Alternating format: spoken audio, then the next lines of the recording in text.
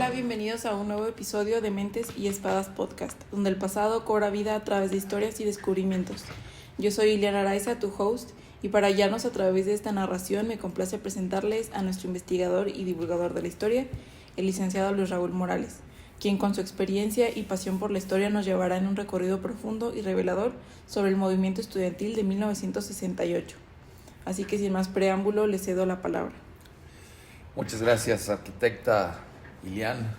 Le agradezco mucho esta introducción. Y bueno, como dice la arquitecta, vamos a platicar algunos temas de historia.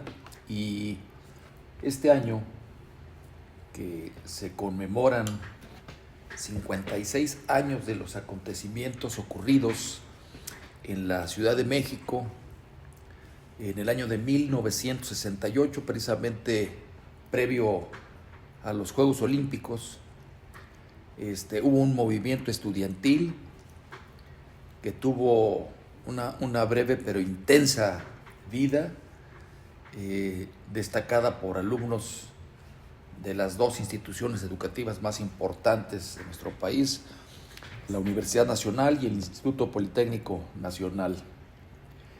A ellos se agregaron además, obviamente, estudiantes de otras universidades y escuelas superiores. ¿Qué derivó aquel movimiento? En los trágicos acontecimientos ocurridos el 2 de octubre de 1968 en la Plaza de las Tres Culturas en Tlatelolco, Distrito Federal.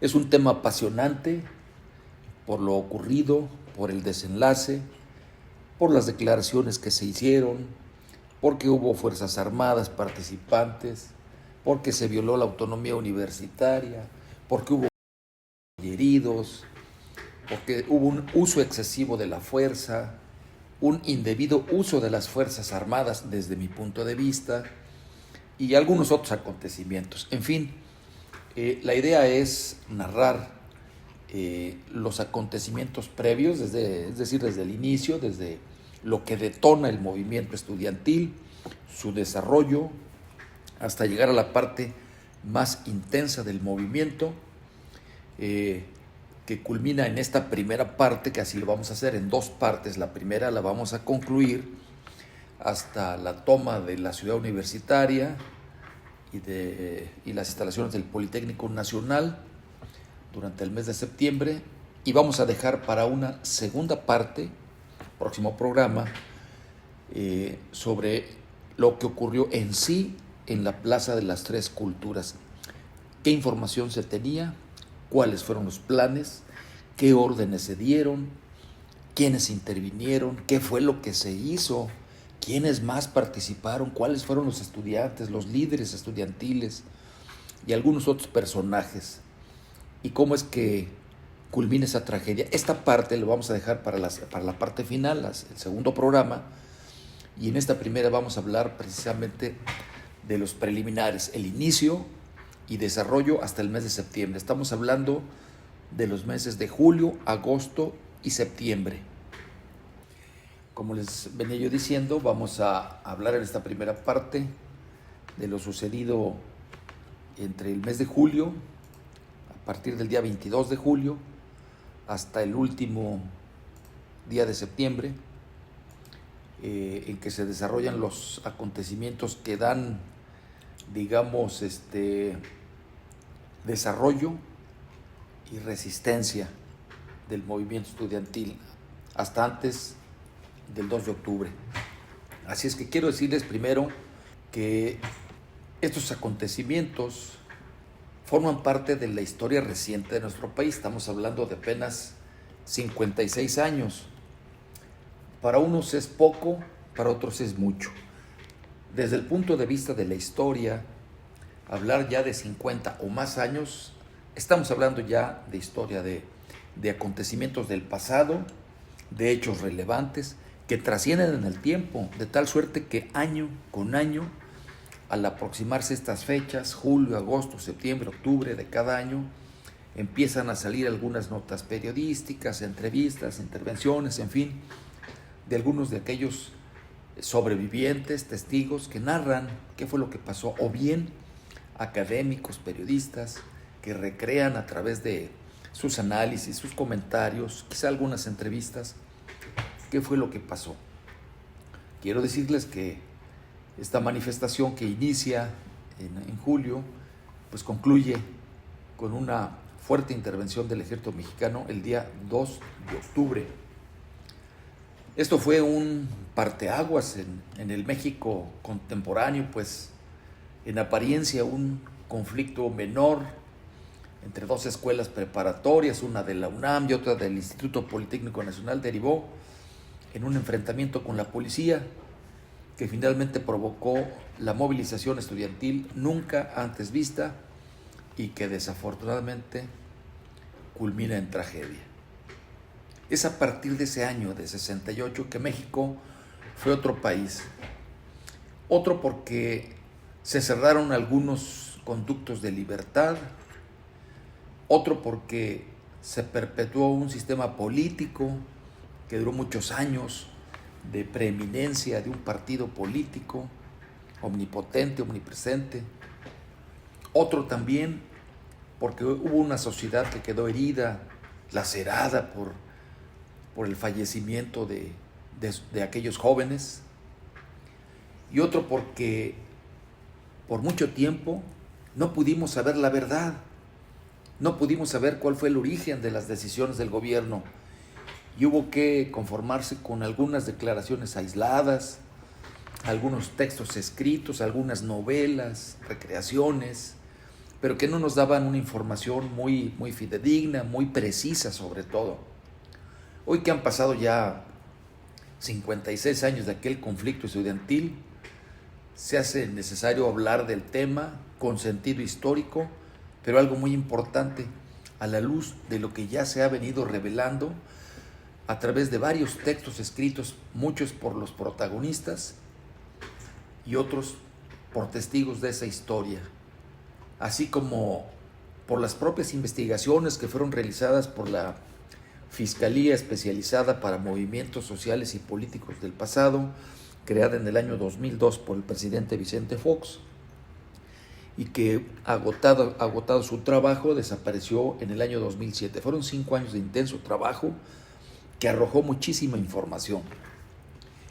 Muy bien, pues vamos al inicio, el comienzo de esta historia. Estamos hablando de fines de julio del 68, el día 22 para ser exactos. En la Plaza de la Ciudadela, en la Ciudad de México, un barrio, una colonia muy popular, es muy cerca del centro histórico, muy cerca, digamos, de la Alameda, ahí por Bucareli, en fin, muy cerca del centro de la ciudad. Había dos pandillas muy famosas, los Arañas y los Ciudadelos, y algunos alumnos de la escuela Isaac Ochoa Torena, una preparatoria incorporada a la UNAM, que se enfrentan con estudiantes de las vocacionales 2 y 5 del Politécnico. Estas también estaban ubicadas allí en la Ciudadela. Al día siguiente, el día 23, la bronca entre estudiantes se reinicia. Al regresar los del Politécnico, los alumnos, a sus escuelas, aparecen granaderos que incursionan provocadoramente en las vocacionales, maltratando a todo aquel que se encuentren a su paso. Inclusive algunos maestros ahí resultaron lastimados por los granaderos y después se retiran y vuelven a intervenir, ahora sí que a macana limpia y con bombas lacrimógenas. De las 10 de la mañana a la 1 de la tarde son 3,000 politécnicos que riñen con cientos de granaderos. En un momento estos alumnos corren a la escuela, son perseguidos por los granaderos y en el interior, en lugar de ubicar a los peleoneros, se arrean con todo mundo, incluido maestros, maestras que protestaban por la agresión o simplemente se asomaban desde su salón para ver qué pasaba. A la brutalidad policíaca se opone el deseo de restablecer la justicia a como dé lugar. A los detenidos se les libera en unas cuantas horas, pero abundan los golpeados, entre ellos maestros. Es tan alta la cifra de golpeados entre maestros y alumnos que la indignación no amengua. Muy a su pesar, la Federación de Estudiantes Técnicos le solicita al Departamento del Distrito Federal le permite hacer una marcha de protesta de la Ciudadela a la Plaza del Carrillón en el casco de Santo Tomás. La indignación fue generalizada. Así es que esta organización, la de los estudiantes técnicos, digamos que esta era afín al gobierno, y otra encabezada por la Confederación Nacional de Estudiantes Democráticos, estos muchachos eran afines a la Revolución Cubana, se reúnen precisamente, o coinciden, circunstancialmente coinciden en el hemiciclo Juárez, allá en la Alameda Central de la Ciudad de México. Estos últimos festejaban el asalto al cuartel Moncada, que había sido el 26 de julio, y curiosamente en esa fecha coinciden estas dos manifestaciones. A la altura de la Torre Latinoamericana, ahí hay un momento en que se mantienen ahí los manifestantes, tratan de meterse algunos por la calle Madero para llegar al Zócalo, cuando los granaderos intervienen y nuevamente son golpeados los manifestantes. Entonces esto provoca que los mismos alumnos, estos muchachos, se reorganicen, y inclusive varios compañeros se unen a la manifestación de escuelas que ni siquiera eran de la Ciudadela, que eran de las prepas que estaban en el centro histórico. Se reúnen y empiezan a hacer resistencia a la agresión de los granaderos. Obviamente pues hubo comercios y negocios ahí del centro asaltados, hubo golpes, en fin, se escuchan sirenas de ambulancia, los gritos de heridos, personas vapuleadas, en fin, se hace una situación un poco dramática.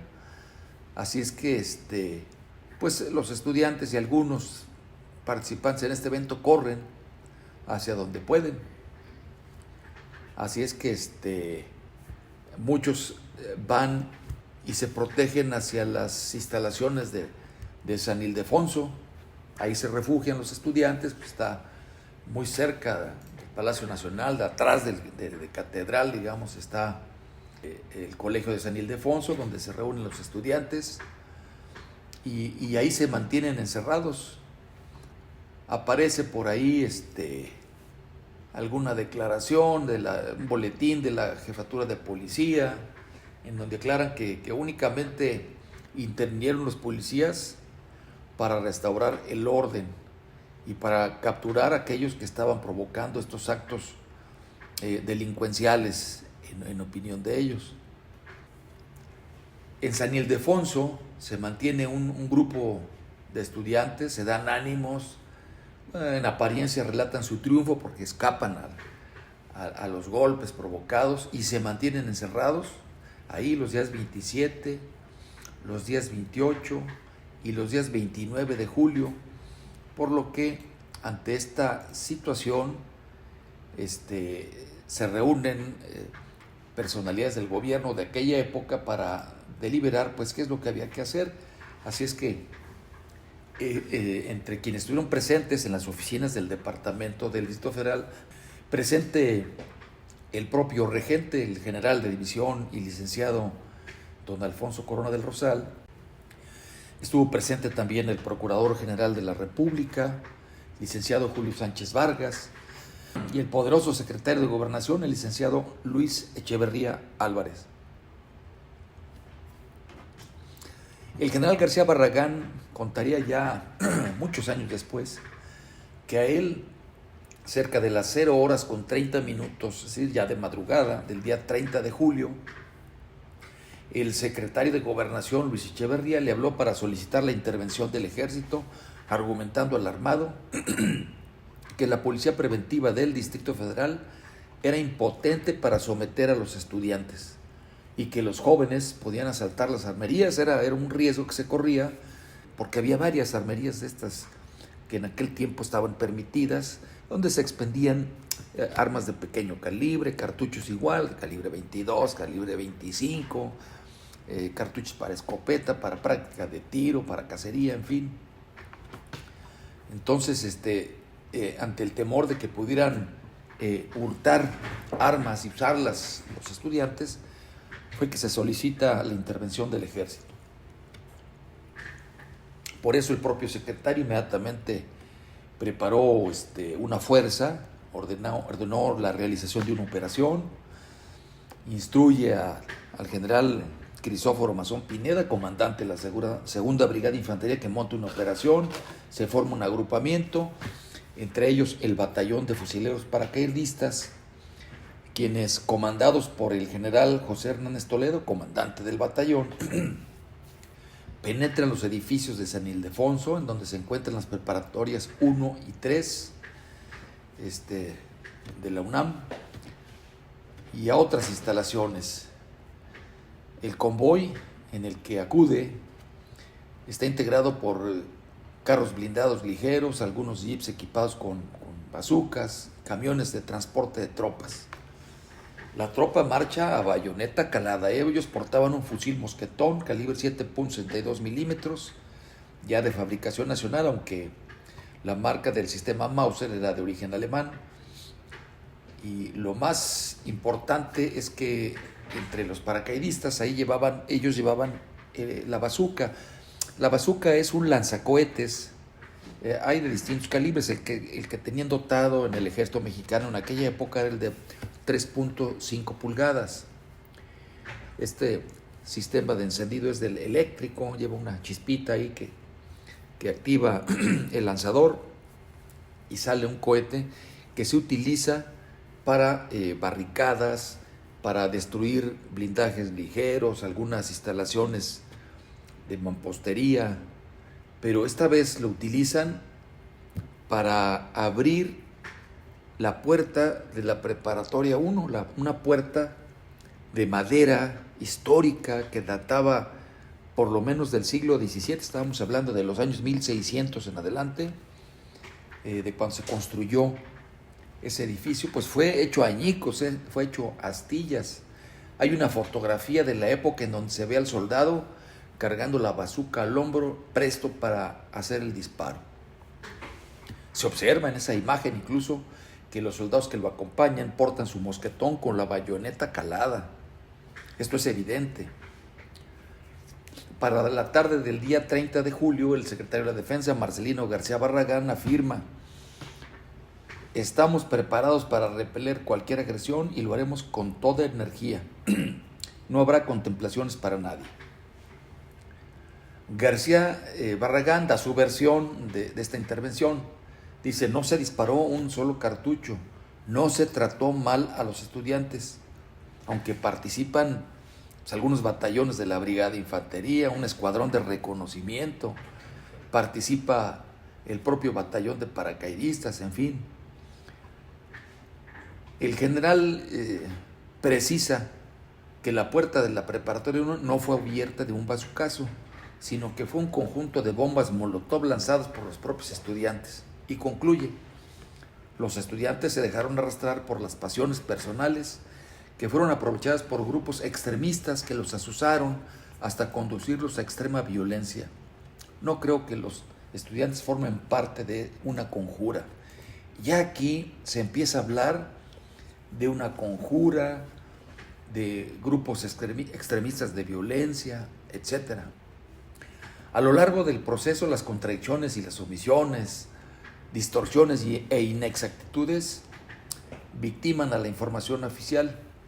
Por ejemplo, un parte del 30 de julio del 68, en el desalojo de los alborotadores por órdenes del secretario de la Defensa, dice lo siguiente: un grupo aproximado de 300 a 400 estudiantes de la preparatoria se parapetaron en la prepa 1, negándose a salir y recibiendo al personal de paracaidistas y de policía militar a balazos, bombas molotov, tabicazos, así como de numerosos detonadores que usan las bombas de aviación de manufactura americana. Eso dice el parte militar. Dice: se les exhortó a abrir la puerta, incluso se apuntó con el bazooka. Un pelotón de paracaidistas al paso veloz y con una viga trató de forzar la entrada. En dicho momento se escuchó una fuerte detonación, resultando heridos algunos soldados paracaidistas. Al estar abierta la puerta, los granaderos y policía entraron apoyados con personal de paracaidistas, capturándose a 127 hombres 10 bombas molotov, 2 botes de gasolina, una botella de ácido nítrico de 5 litros, una botella de amoníaco, una caja de propaganda comunista, y todo esto se le entregó al teniente de granaderos Carlos Valderrábano Medina, perteneciente a la primera compañía de dicho cuerpo. Sin embargo, aquí hay que hacer algunos cuestionamientos. Por ejemplo, si reciben a balazos a los soldados, ¿por qué no se encuentra un arma en el decomiso? No hay ni una, ninguna. Si se habla de 300 a 400 estudiantes, ¿por qué nada más se captura a 127 de ellos? ¿Por qué se niega el uso de la bazuca si están los testimonios fotográficos? Más aún, esa puerta era muy gruesa, de una madera muy maciza, que una bomba molotov a lo más que hubiera alcanzado es a incendiarla, y hasta ahí, para que hubiera quedado destruida en astillas, pues hubiera requerido muchas horas de fuego, y no fue así. Fue una detonación. Otro cuestionamiento: ¿por qué desde el principio se recurre al ejército? ¿Por qué? Para resolver este conflicto. Quizá haya una respuesta. El presidente Gustavo Díaz Ordaz, a lo mejor, en su opinión, se encuentra ante el bosquejo de un golpe de Estado. Las pesadillas de la paranoia se militarizan. Se cita a conferencia de prensa al secretario de Gobernación Luis Echeverría, al regente Corona del Rosal, al Procurador General de la República Julio Sánchez Vargas y al Procurador del Distrito Federal Gilberto Suárez Torres. Los personajes armonizan la información. Primero, la acción militar fue razonable. Segundo, sirvió a los intereses de la colectividad. Y tercero, que estuvo apegada a la ley. Además, el secretario de Gobernación dice lo siguiente: las medidas extremas adoptadas se orientan a preservar la autonomía universitaria de los intereses mezquinos e ingenuos que pretenden desviar el camino ascendente de la Revolución Mexicana, que tanto irrita a esos ingenuos y que se entorpece con la agitación y los disturbios. Imagínense qué mensaje de Echeverría, de plano, me decepciona. El regente Corona del Rosal, por su parte, dijo lo siguiente: todos hemos reconocido que hay muchos elementos agitadores que no son estudiantes. Pero ni siquiera los presentan, no los identifican, no los señalan, no los consignan al Ministerio Público como agitadores, comunistas o de extremistas, como ellos le llamaban. García Barragán atribuye a los estudiantes la voladura de la puerta con bombas molotov y cartuchos de dinamita. No se encontró dinamita. Las bombas molotov, quiero decirles que no son más que frascos con un líquido incendiario en su contenido, y que se lanzan para que prendan y hagan fuego. Eso es todo. Eso es todo lo que es una bomba molotov, digamos. Es algo muy casero, muy rudimentario, muy rústico, de formación artesanal. Bien, pues tras aquel acontecimiento se declara la alerta total para el ejército y se acuartelan las tropas.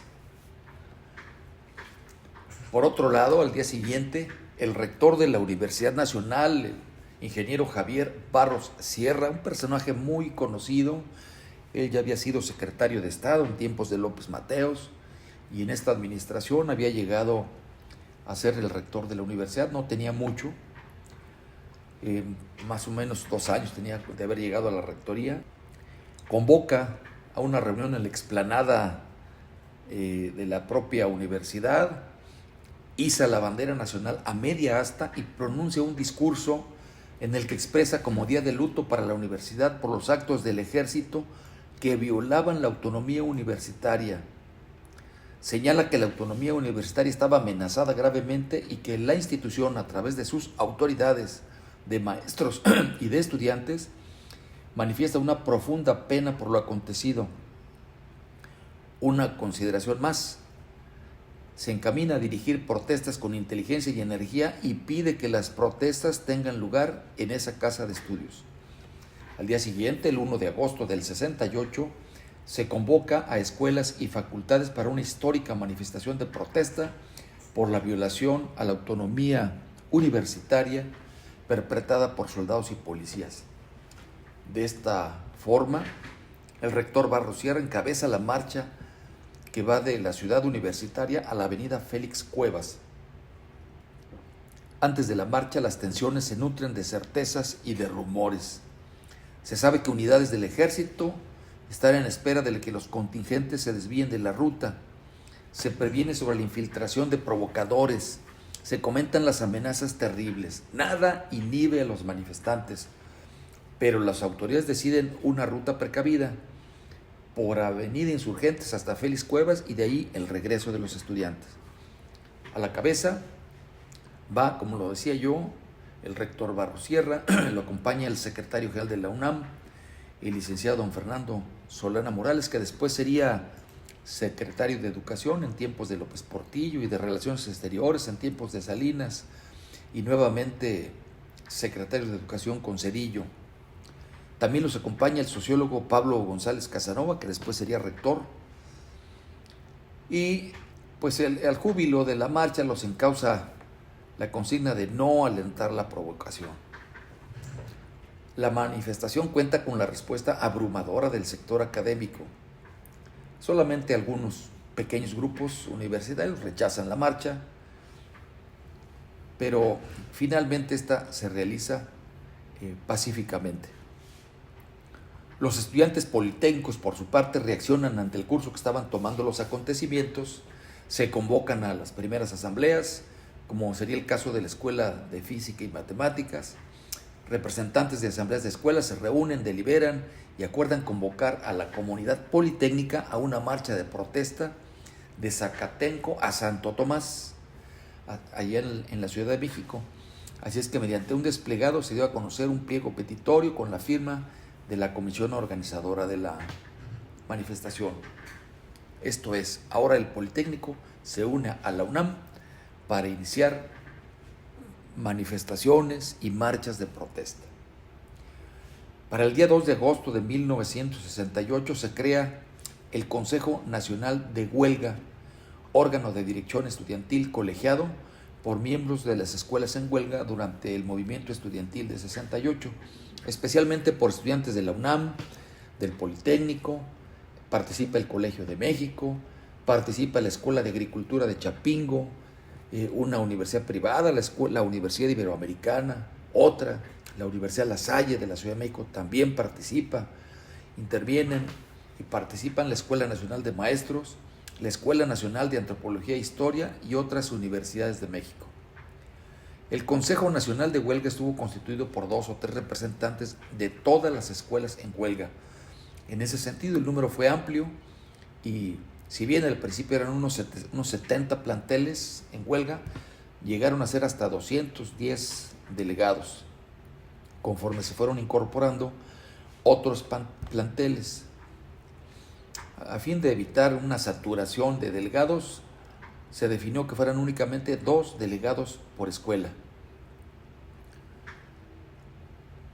Hubo en el Consejo Nacional de Huelga algunos personajes que después sobresaldían, entre ellos Luis Tomás Cervantes Cabeza de Vaca, un estudiante de la Escuela de Agronomía de Chapingo, muy enjundioso, muy bravo, muy bueno para los discursos.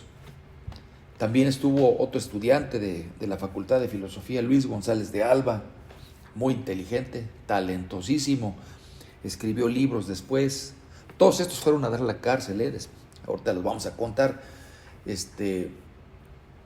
Era uno de los destacados. Sócrates Amado Campos Lemus, otro alumno de la Escuela de Economía del Politécnico, que estaría, por cierto, como orador en algunos momentos culminantes del movimiento estudiantil, tanto en el Zócalo como en Tlatelolco. Igual estuvo en Lecumberri.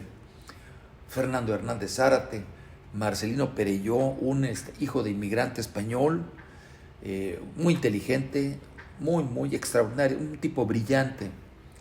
Él se escapa y no logran capturarlo, él logra evadir el cerco y huye a España, con quien en ese entonces no había relaciones diplomáticas, y él tenía el reconocimiento de esa nacionalidad por su papá.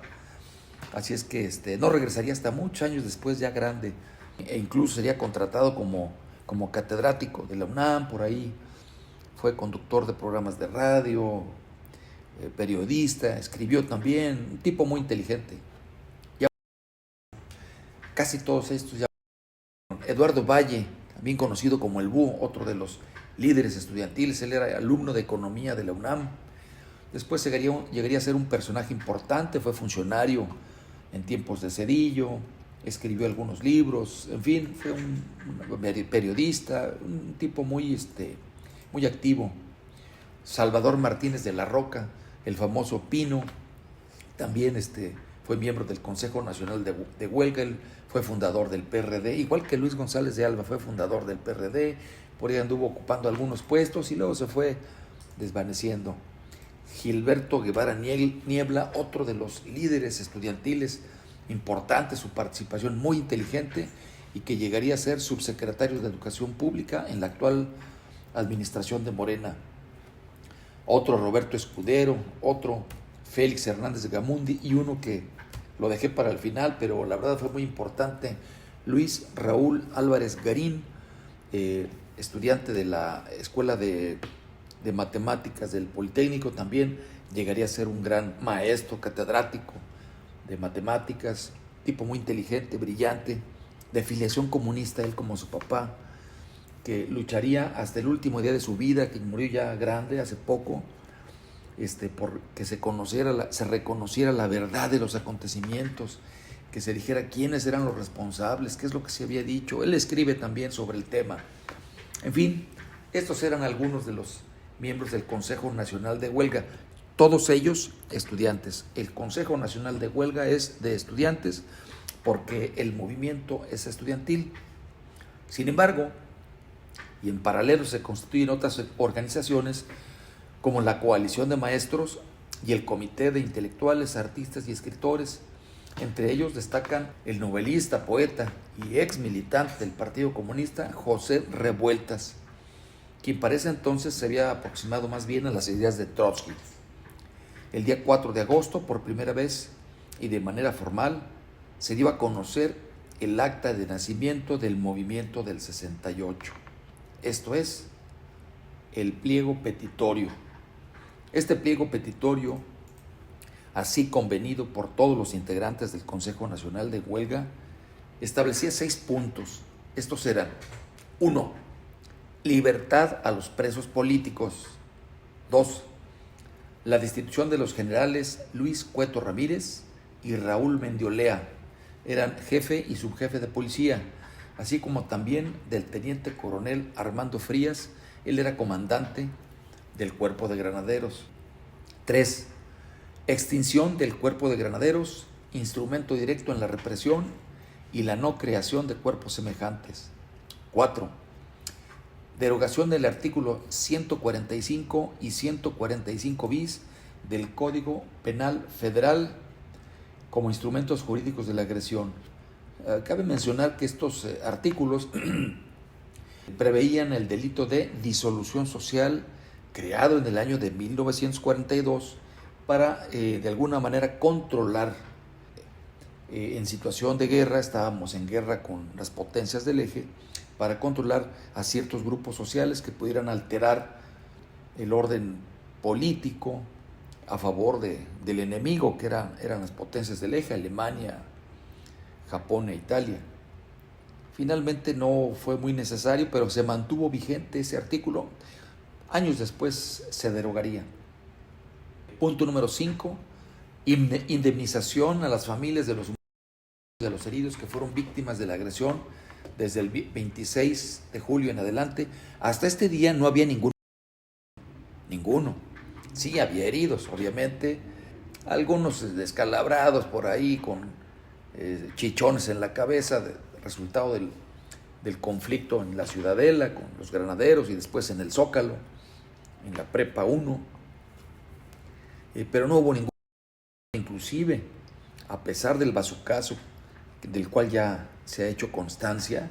Hay imágenes de fotografía donde está el soldado disparando su arma.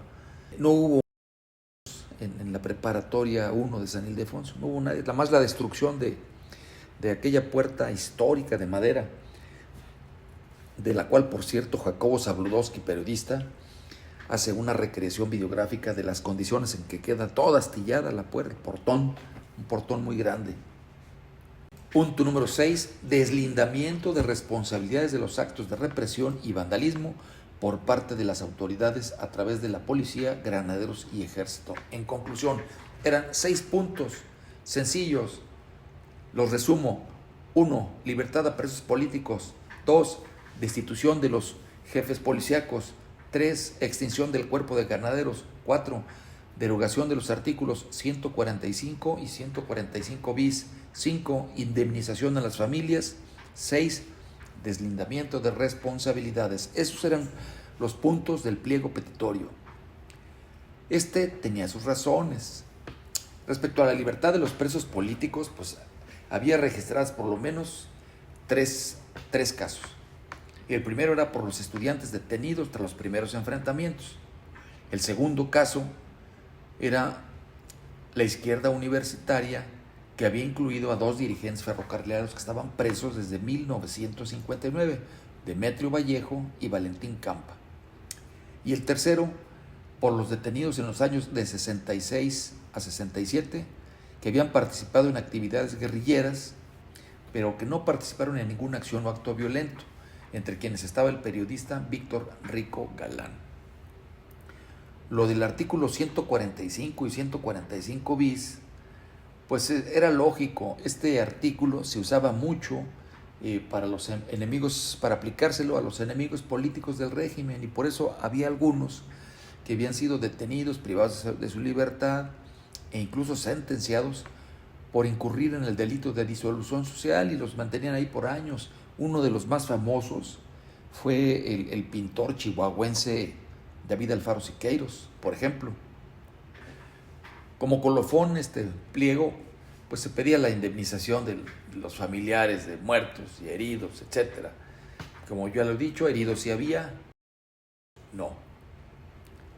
Por cierto, en este pliego petitorio, decía yo como colofón, impuso una condición inamovible, que fue el diálogo público. Por su propia naturaleza esto es imposible, nunca se logró, definitivamente nunca se logró. Pero en fin, era la parte final, no era un punto petitorio, era una condición para el diálogo, que fuera público. El movimiento estudiantil entra en su etapa de crecimiento. Entre el 5 de agosto y el 13 de septiembre de ese año de 1968 llega el auge del movimiento estudiantil. De hecho, se propaga a diversas universidades públicas. El 5 de agosto se realiza la primera de los estudiantes por su cuenta, ahora sí, ya sin el liderazgo, sin la dirección, sin la conducción del rector ni maestros, y consolida la unidad de politécnicos y de universitarios que antes eran adversarios, ahora se unen. El día 13 de agosto se da la primera gran marcha. Algunas cifras hablan entre 70,000 y 200,000 personas participantes. La verdad fueron muchísimas, se ven las imágenes de video donde van marchando ahí un montón de personas. A lo mejor no todos eran estudiantes, pero sí había muchísima gente. Llega hasta el Zócalo. El Zócalo, que había sido la plaza exclusiva para el ceremonial del presidente, pues ahora fue ocupado por una marcha estudiantil, de lo que no se tenía noticia, por lo menos en los últimos 10, 15, 20 años quizá. Para las manifestaciones, tanto la del 5 como la del 13 de agosto, se afirman las razones de la actitud: desfilar, llevar mantas, pancartas, vocear consignas, hacer partícipe al pueblo, no a toda la sociedad, pero se convocaba para que se legitimara la disidencia. En fin, el 26 de agosto se realiza una asamblea en Zacatenco y se acuerda marchar el día 27 de agosto del Museo de Antropología al Zócalo. Los contingentes van encabezados por la coalición de padres de familia y maestros, ahora sí participan. las escuelas del Politécnico, las vocacionales, las prepas, Chapingo, la Normal, la Escuela de Arte Dramático de Bellas Artes, el Colegio de México, en fin. Es un número elevado de participantes. Igualmente se establecen vallas de protección. Las consignas más oídas son únete pueblo y muera Cueto. Yo recuerdo, era niño en aquel año, quiero decirles que para ese año del 68 yo tenía 9 años y escuchaba yo algunas noticias por radio, alguna nota en la prensa. No fue muy publicitado, salvo que había una conjura, en fin, cosas que distorsionaban la realidad. Pero sí recuerdo que había pintas inclusive que se colocaron en los muros donde se ponía esa leyenda, muera Cueto. En la manifestación se reparten copias de una carta a los estudiantes del periodista Víctor Rico Galán, al que ya hice mención, que estaba preso por intentona guerrillera. Se lee la lista de 86 detenidos, se lee un mensaje del líder ferrocarrilero Demetrio Vallejo, que estaba en la penitenciaría. La multitud se constituye en asamblea, y allí en el Zócalo, entre otros, hay varios oradores, como Luis Tomás Cervantes Cabeza de Vaca, que era de Chapingo. Participa también de la coalición de maestros Fausto Trejo. Este sujeto, y le digo sujeto a lo mejor en forma un poco despectiva, pero es un tipo que ha exagerado mucho las cosas, sobre todo con el tiempo. No sé si ya murió, pero hay un documental en el que aparece y narra él que estando en Tlatelolco, ahí a él lo querían directamente a él, por su persona, Fausto Trejo, que a él lo querían liquidar. Eso no es cierto, eso es falso, absolutamente. Miente el maestro, porque en ese tiempo él era maestro de una vocacional. No recuerdo si era ingeniero. También participa Eberto Castillo, otro ingeniero afamado, por cierto. También interviene a nombre del Consejo Nacional de Huelga. Repito, este es únicamente de estudiantes. Sócrates Amado Campos Lemos. Es un tipo muy habilidoso, muy bueno para la oratoria. Entonces toma el micrófono y está a bordo de un autobús del Politécnico Nacional que lo utilizan como tribuna. Ahí se coloca el micrófono y entonces convoca a la masa. ¿Dónde quieren que sea el diálogo? Les dice a todos los asistentes, y la gente pues obviamente grita: en el Zócalo, aquí. Pues las consecuencias no se miden. Sin embargo, se cita al presidente Díaz Ordaz a que se presente a las 10 de la mañana del día 1 de septiembre para el diálogo público que convocaban los alumnos. Imagínense el tamaño de la exigencia, que el presidente don Gustavo Díaz Ordaz se presente a las 10 de la mañana aquí en el Zócalo para el diálogo público con estudiantes, y se mantienen ellos en asamblea. A la 1 de la madrugada, ya del día 27 de agosto, y a 1 de la mañana pues se mantiene la marcha desde el 26 por la tarde, la noche, los oradores, les da la 1 de la mañana, y a esas horas fuerzas del ejército, la policía y bomberos se disponen al desalojo. Aparece el batallón de paracaidistas otra vez, los 43 y 44 batallones de infantería, 12 carros blindados de guardias presidenciales, 4 de bomberos, 200 patrullas y 4 batallones de tránsito para desalojar la plaza. Un sonido de ambiente invita al desalojo. Dice lo siguiente el magnavoz, dirigido a los estudiantes: están ustedes violando el artículo 9 constitucional. Tienen 5 minutos para abandonar la plaza. Se les dejó hacer su mitin y realizar su manifestación. Han estado demasiado tiempo y no se puede permitir que la plaza para usos comunes sea dedicada a otros menesteres. Dentro de 5 minutos intervendrá la fuerza pública. Pues en ese momento, pues los estudiantes se desconciertan, unos gritan orden, calma, en fin, México, libertad. Se entona el himno nacional. Sin embargo, son desalojados. Para el día 28 de agosto, por cierto, alguien en este momento, poco antes de la noche, iza una bandera rojinegra, la bandera de huelga, clásica, conocida en todo el mundo, de color rojo y negro, la izan ahí en el Zócalo. ¿Quién fue? Todavía no se sabe. Parece ser que estudiantes, parece ser que fueron agentes infiltrados del gobierno, nunca se supo. El caso es que se iza la bandera rojinegra y al día siguiente el gobierno ordena una ceremonia de desagravio a la bandera nacional. Lo organiza el Departamento del Distrito Federal. Así es que de inmediato se llama a los burócratas a que participen y los citan ahí en el Zócalo, los sacan de sus oficinas y los llevan ahí al Zócalo. Pues resulta que los mismos trabajadores del gobierno van gritando la consigna: somos borregos, somos borregos. Casi como en son de protesta, porque iban forzados, no querían estar ahí. Sin embargo, pues el gobierno ordenó que participen y allí están. De nueva cuenta, termina el asunto.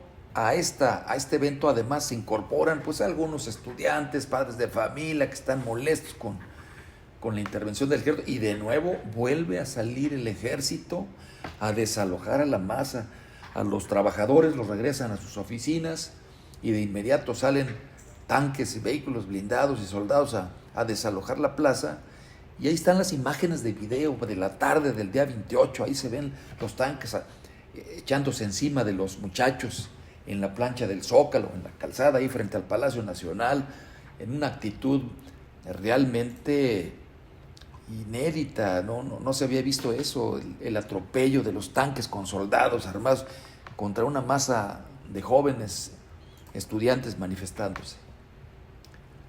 En fin, el 1 de septiembre se presenta el presidente a rendir su informe de gobierno. Ya era el cuarto informe de gobierno, 1968 era su cuarto informe de gobierno, y obviamente pues el presidente alude a los desórdenes estudiantiles, la coincidencia con las Olimpiadas, hace referencia a que están haciendo una medida de presión política al gobierno, dice que, o alude a que algunas personas quieren impedir los Juegos Olímpicos y que no se va a permitir. Esto no era cierto, sin embargo, pues el presidente estaba, yo creo que mal informado. Reafirma en su discurso el respeto a la autonomía universitaria, la cual, según él, nunca fue violada. También habló de que no había presos políticos y que la derogación de los artículos 145 y 145 bis pondría en riesgo la seguridad nacional y que impediría al gobierno proceder contra los delitos políticos. También afirmó que el problema empezó con un asunto menor, como fue el pleito estudiantil de las prepas y las bocas allá en la Ciudadela, y dice sus palabras de advertencia que hoy son históricas.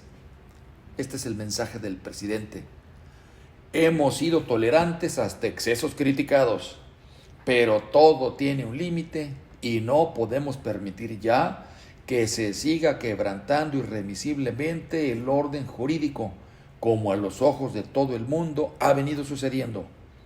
No quisiéramos vernos en el caso de tomar medidas que no deseamos, pero que tomaremos si es necesario. Lo que sea nuestro deber hacer, lo haremos. Hasta donde estemos obligados a llegar, llegaremos. Por ello invocó sin rodeos al artículo 89 de la Constitución, que faculta al presidente de la República a hacer uso de las Fuerzas Armadas para garantizar la seguridad y la paz interior.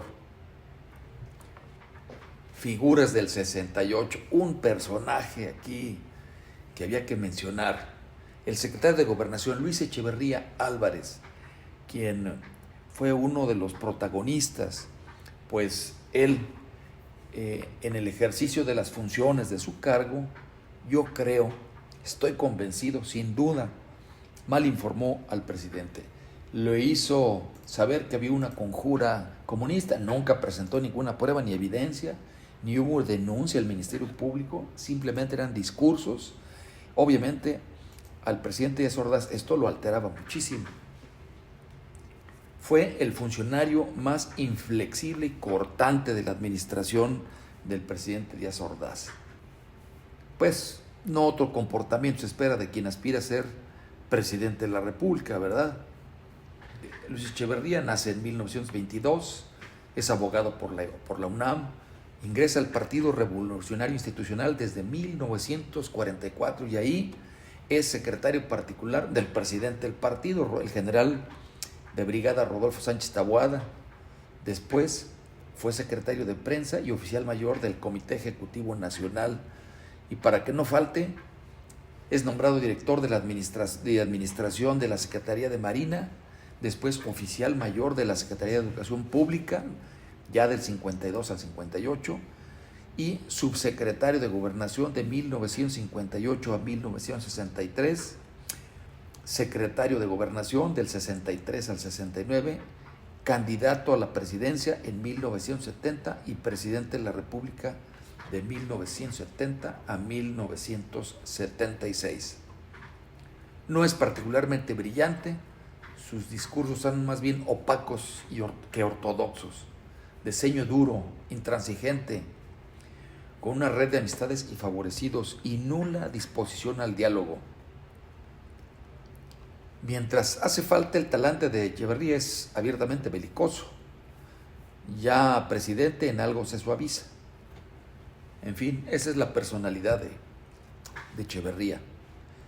Llegaría el 13 de septiembre, lo que fue conocida como la manifestación del silencio.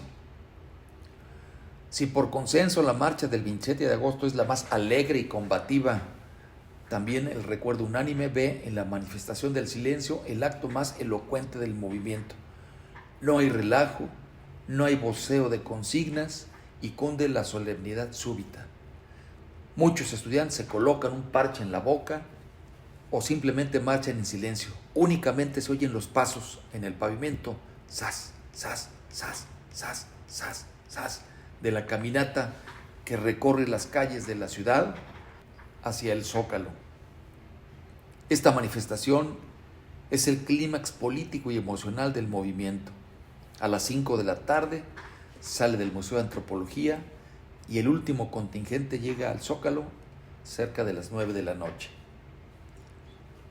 En el camino, la respuesta es admirable y allí está el 13 de septiembre, si se requieren pruebas de la existencia de un movimiento estudiantil popular. Fue muchísima gente que acompañó a los estudiantes, muchísima. Ahí están las imágenes de video. No hay lugar a dudas. Absoluto silencio, solamente el ruido de los pasos al caminar. El 15 de septiembre se realiza un grito en conmemoración de la lucha de independencia en la Universidad Nacional.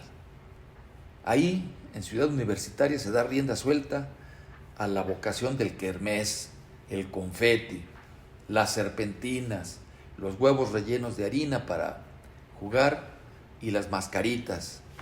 Una vivacidad alumbrada por el choteo y la gana de ver en cualquier pareja la reedición de la corregidora Josefa Ortiz de Domínguez y al patriota Ignacio Allende. A la hora señalada, el ingeniero Eberto Castillo de la Coalición de Maestros toma la bandera nacional, pronuncia las frases tremolantes y lanza el ¡Viva México!, que a todos parece extremadamente real, en contraste con el cartón piedra de las ceremonias habituales del presidente de la República. Díaz Ordaz se enfurece cuando se entera de que el profesor Eberto Castillo había osado dar el grito en Ciudad Universitaria.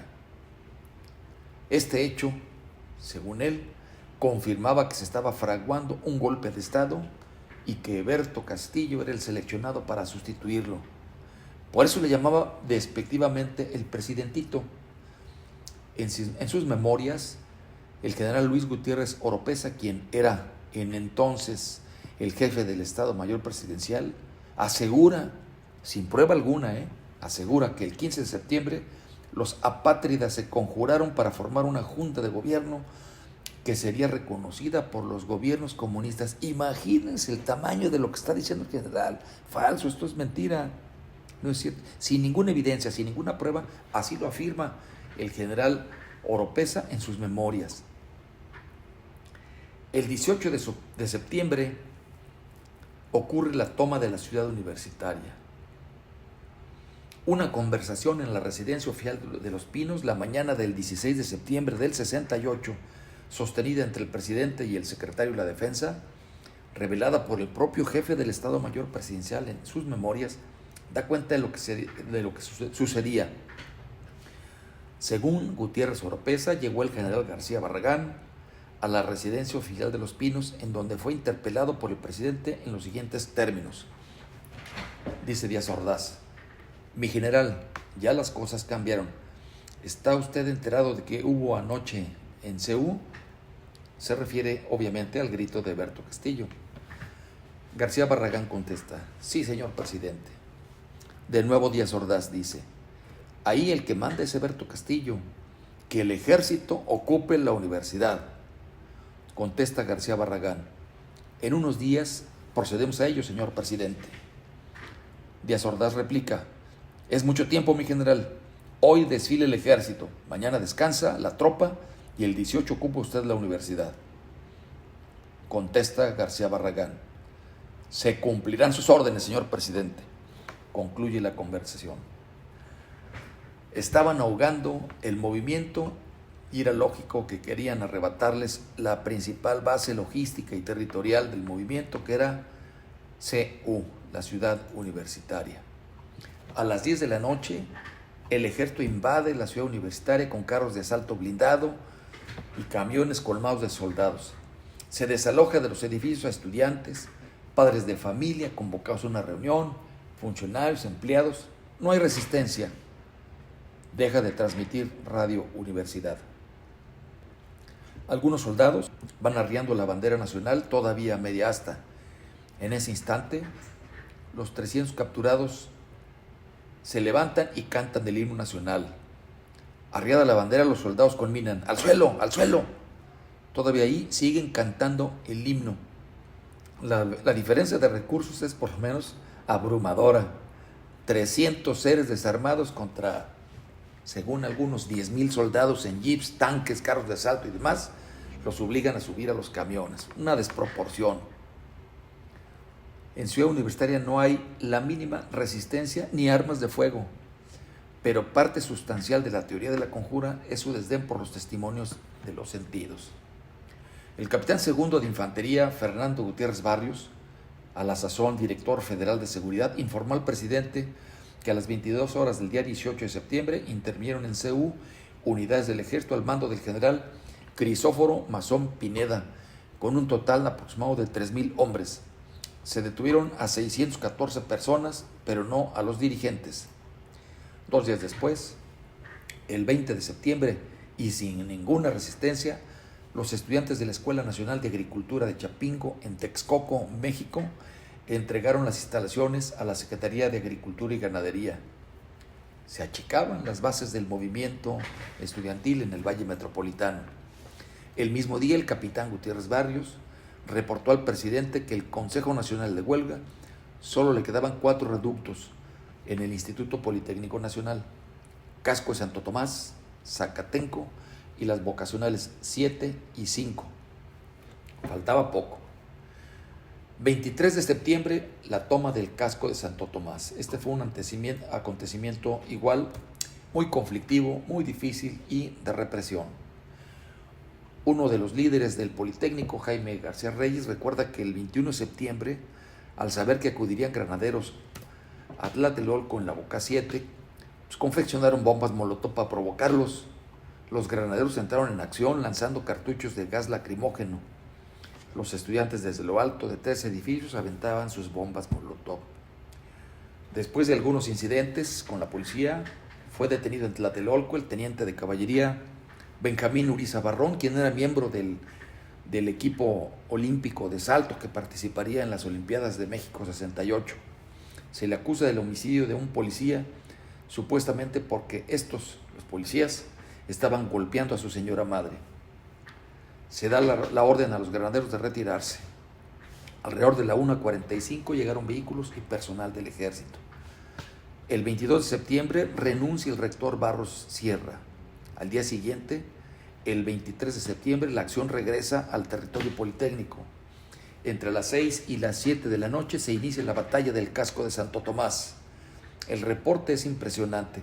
Según los testimonios y los periódicos, cerca de 1.500 estudiantes en la escuela de Wilfrido Massieu, más 200 de ciencias biológicas y 300 de medicina, contra ellos atacan 2.000 granaderos.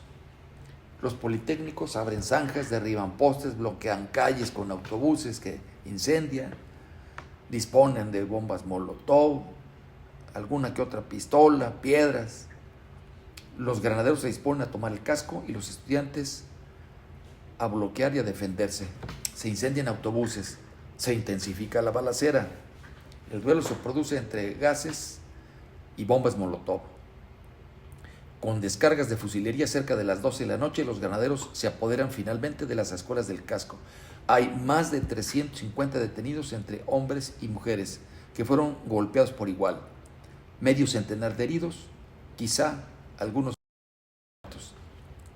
Se consigna 39 detenidos por los delitos de invitación a la rebelión, asociación delictuosa, sedición, daño en propiedad ajena, ataques a las vías generales de comunicación, robo y despojo.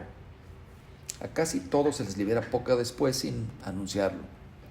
En la madrugada del 24 de septiembre, el ejército ocupa el casco de Santo Tomás con 15 carros blindados, lanzagranadas y 600 efectivos. En la escuela de medicina, en las planchas de operaciones de disección, hay muertos y heridos. Los testimonios, no reproducidos en prensa, pero oídos en pasillos y asambleas, dan suficiente idea de la combinación de coraje suicida e irrefrenable miedo súbito de los alumnos.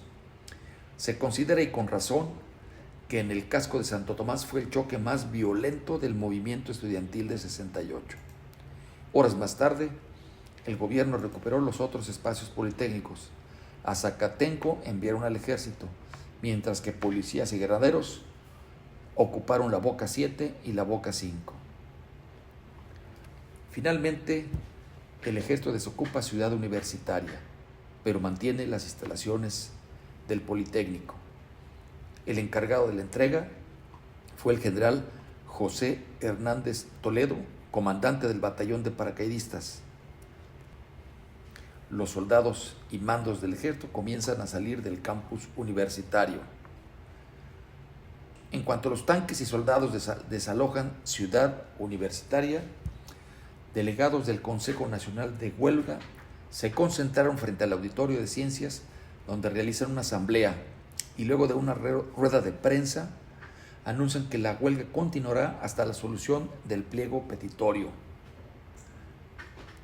También anunciaron la realización de 2 mítines, una para el martes 1 de octubre en CU, y ratifican el llamado a realizar el 2 de octubre un mitin en la Plaza de las Tres Culturas, al que seguirá una manifestación que partirá de la Vocacional 7 en Tlatelolco hacia el casco de Santo Tomás en Popotla, Tacuba, para demandar la salida de las tropas de los planteles educativos.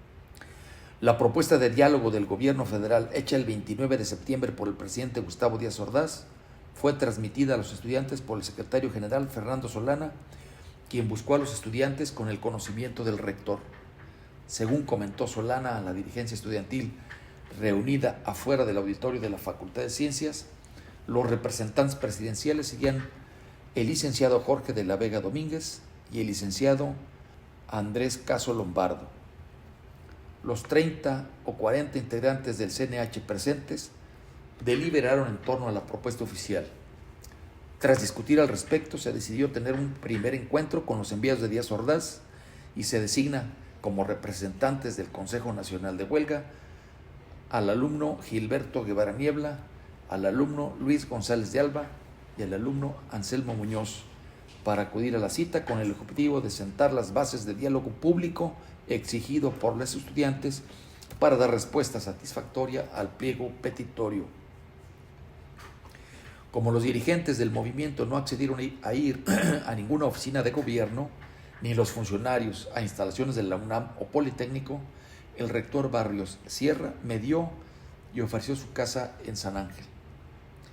Hasta ese momento, en el Consejo Nacional de Huelga nunca se había planteado la posibilidad de recurrir a las armas. Sin embargo, Campos Lemos propuso que se integraran columnas armadas para proteger a los dirigentes del CNH en particular a Raúl Álvarez Garín y al Gilberto Guevara Niebla, dos líderes distinguidos del movimiento.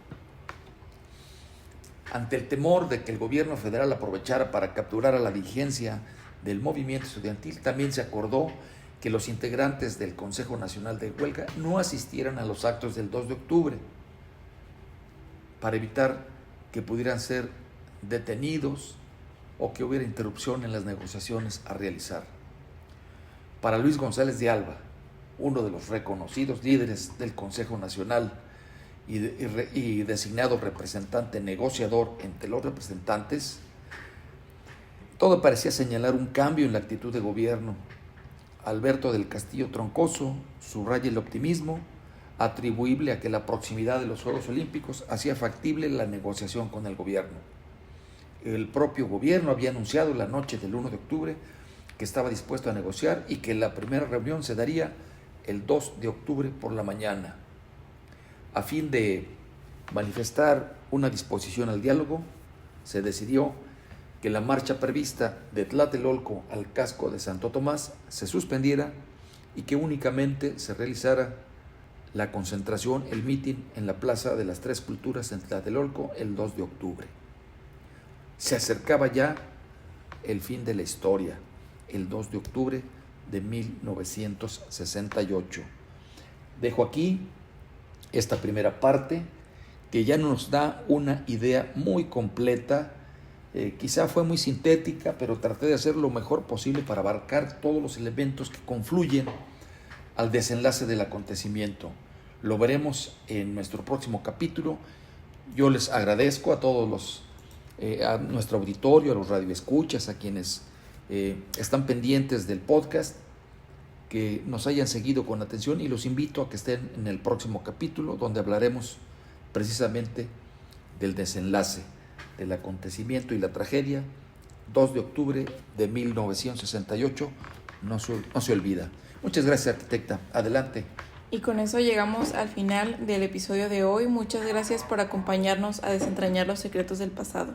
Si les gustó, nos ayudará mucho que nos dieran like y se suscriban para que no se pierdan ningún programa. Nos vemos en el próximo episodio.